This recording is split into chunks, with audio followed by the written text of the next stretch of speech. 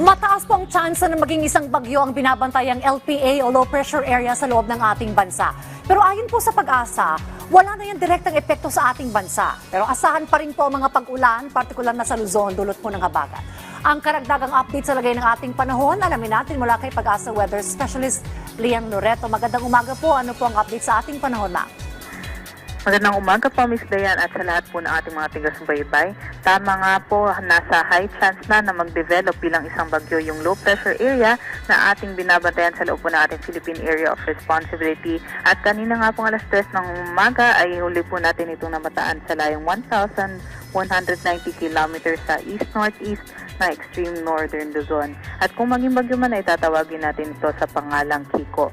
Ito nga pong LPA ay posible po na kahit maging bagyo man ay hindi na po siya magkaroon ng maraming epekto sa ating bansa dahil papalayo naman po ito sa ating Philippine Area of Responsibility at kumikilos pa hilaga o hilaga-hilagang silangan patungo po sa may Japani area.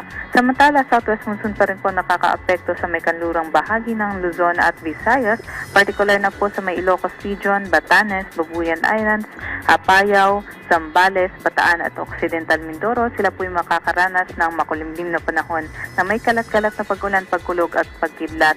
Kaya't posible pa rin po yung mga flash floods at landslides during moderate o at times heavy rain.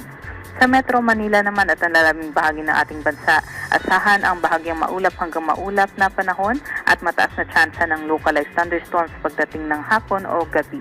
Wala naman po tayong nakataas na gale warning sa anumang baybaying dagat ng ating bansa kaya't malayang makakalayag ang ating mga mandaragat. At yan lamang po ang latest galing dito sa Pag-asa Weather Forecasting Center.